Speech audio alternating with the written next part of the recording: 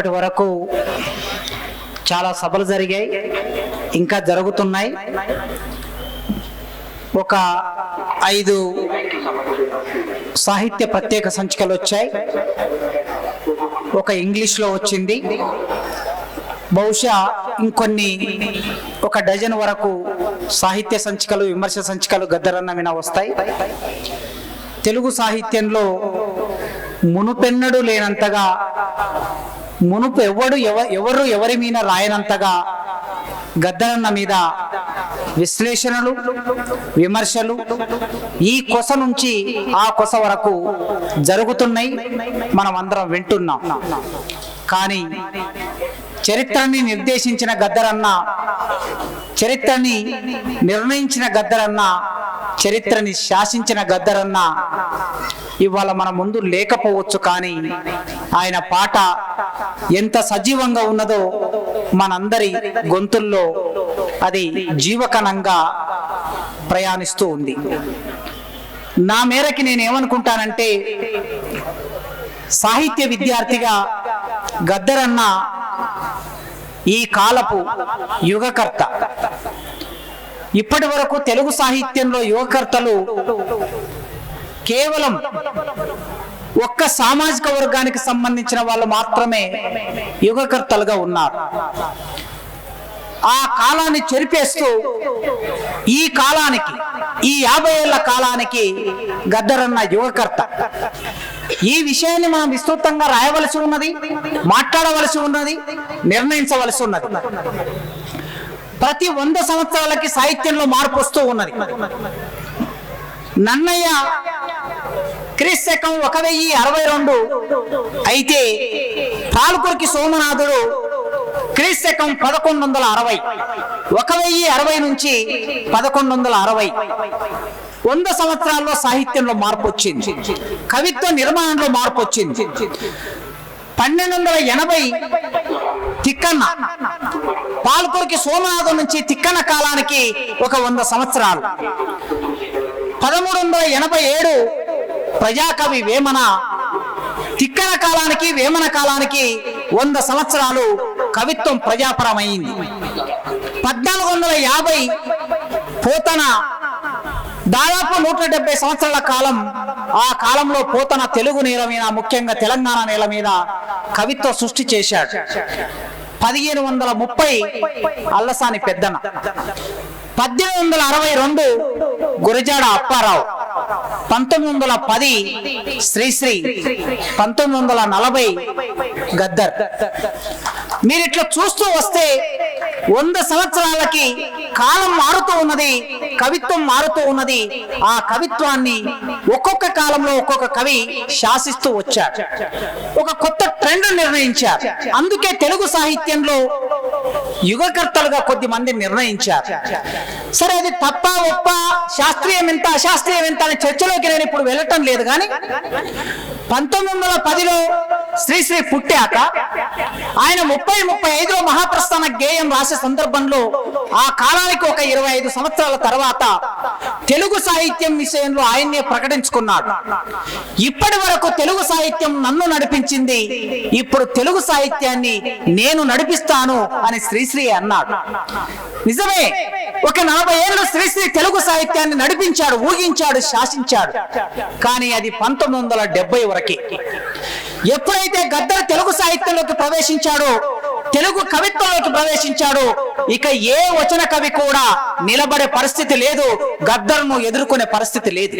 అందుకే 1970 నుంచి 2023 ఆయన మరణించే వరకు తెలుగు సాహిత్యాన్ని శాసించిన ఏకైక వ్యక్తి గద్దరు మాత్రమే అనేది ఈనాటి చరిత్ర. అందుకే ఈ చరిత్రను చెరిపేయడానికి కొద్ది మంది ప్రయత్నం చేస్తున్నారు. అయిష్టము పేరుతో, సిద్ధాంత రాహిత్యం పేరుతో ఆయనకొచ్చిన పేరును సహించలేక, ఆయనకొచ్చిన ప్రతిష్టని ఓర్చుకోలేక, ఇప్పుడు విమలక్క చెప్పింది, ఆనాడు ఎల్బీ షేర్ నుంచి బయలుదేరితే ఇక్కడ నుంచి వెంకటాపురం మహాబోధి స్కూల్కి 14 కిలోమీటర్లు అయితే 14 కిలోమీటర్ల మేర ప్రజలు నీరాజనం పలికారు. ఆ వేదిక మీద చక్రపాణి గారు ఉన్నారు, విమలక్క ఉన్నది, నేనున్నాను, జయరాజన్న ఉన్నాడు. అలా వెళుతూ ఉంటే ఏ ప్రజలు, శ్రామిక ప్రజలు మాత్రమే కాదు, మారువాడి ప్రజలు, బంగారం షాపుల్లో నుంచి బయటికి రానటువంటి బంగారం వ్యాపారం మాత్రమే చేసుకునే మారువాడి ప్రజలు ఆ షాపులోంచి బయటకు వచ్చి చెప్పులు వదిలేసి గద్దరన్నకి దండం పెట్టుకొని మళ్ళీ లోపలికి వెళ్ళారు. అంత మాత్రమే కాదు, చక్రపాణి గారు మేము ముందు నిలబడ్డాం, ఆయన వెనుక ఉండి చెప్తూ ఉన్నాడు. ఒక పోలీస్ ఆయన అక్కడ నిలబడి ఉన్నాడు, అంత దూరం ఒక ఎస్ఐ ఉన్నాడు, ఆ ఎస్ఐ అతన్ని గమనిస్తూ ఉన్నాడు.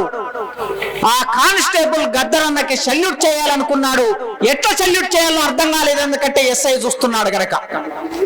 ఆ ఎస్ఐ చూపు నుంచి తప్పించుకోవడానికి ప్రయత్నం చేసి అది సాధ్యం కానప్పుడు ఒక్కసారి క్యాప్ ఇలా తీశాడు, జేబులో ఉన్నటువంటి చెయ్యిని ఇలా పెట్టి ఇలా ముగించాడు.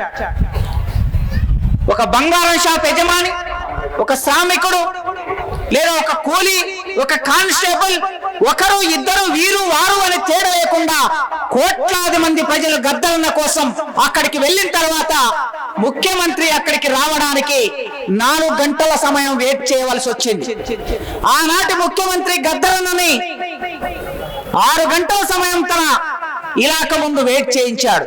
కానీ గద్దరన్న చనిపోయిన తర్వాత కూడా ముఖ్యమంత్రిని వెంటాడాడు. That is Gaddar. అందుకే ఈ నేల మీద గద్దరన్న ప్రత్యేకత ఏమిటి అంటే ప్రజాకవి, విప్లవ కవి, ఎన్ని ఉపమానాలను పెట్టవచ్చు, కానీ ఆయన యుగకర్త అనే మాటని మనం ప్రచారం చెయ్యాలి. ఒక అబద్ధం 100 సార్లు చెబితే అది సత్యంగా మారిపోయే రోజుల్లో మనం ఉన్నాం. కానీ ఒక సత్యాన్ని 1000 సార్లు చెప్పడానికి 1,00,000 గొంతులు, కోట్ల గొంతులు అవసరం. ఆ అవసరాన్ని మనం ఇవాళ గుర్తించాలి. గురజాడ అప్పారావును తొక్కేస్తే గురజాడ అప్పారావు బయటకు తీసుకురావడానికి కమ్యూనిస్టు పార్టీ గురజాడ అప్పారావును భుజమిని వేసుకున్నది. శ్రీశ్రీ గురజాడ అప్పారావును భుజమిని వేసుకున్నాడు. ఒకవేళ కమ్యూనిస్టు పార్టీ లేకపోతే, శ్రీశ్రీ లేకపోతే గురజాడ అప్పారావు మాకు లేడు. అందుకే ఇవాళ కమ్యూనిస్టు శక్తులు, విప్లవ శక్తులు, దళిత శక్తులు, బహుజన శక్తులు అందరూ ఏకమై గద్దరు యువకర్త అనే ఒక నిర్ణయాన్ని చేస్తే తప్ప సాహిత్యంలో గద్దరు నిలబడలేదు. అకాడమిక్ సాహిత్యంలో గద్దరు నిలబెట్టవలసిన అవసరం ఉన్నది. ప్రజల పాటల్లో, ప్రజల గొంతుల్లో ఉంటాడు. కానీ ఎన్ని రోజులు ఉంటాడు? ఒక తరం మారిపోయిన తర్వాత చరిత్రలో, సాహిత్యంలో అక్షరం మాత్రమే నిలబడుతుంది.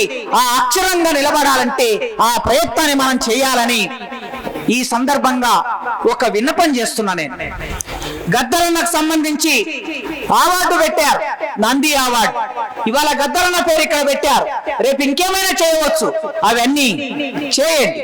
కానీ ఒక 550 మందో 600 మందో కళాకారులు ఈ తెలుగు నేల మీద, తెలంగాణ నేల మీద పొట్ట చేత పట్టుకొని ఆనాడు తెలంగాణ ఉద్యమంలో ఊరూర తిరిగి నిద్రపోకుండా ఆకలితో అలమటిస్తూ ఆ నాయకుడు వస్తాడు, ఈ నాయకుడు వస్తాడని ఎదురు చూసి వాళ్ళ కోసం లక్షలాది మంది ప్రజల్ని అక్కడ నిలబెట్టిన కళాకారులు ఇవాళ వేదిక మీద ఉన్నారు, వేదిక కింద ఉన్నారు.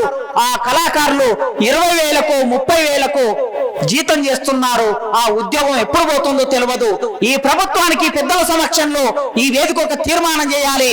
ఈ 600 మంది కళాకారులని వెంటనే పర్మనెంట్ చేయడానికి ఒక జీవో తీసుకురావాలని నేను విజ్ఞప్తి చేస్తున్నా. ఇది డిమాండ్ కావచ్చు, ఇది విజ్ఞప్తి కావచ్చు. ఇక మిత్రులారా, ఒక చిన్న అనౌన్స్మెంట్.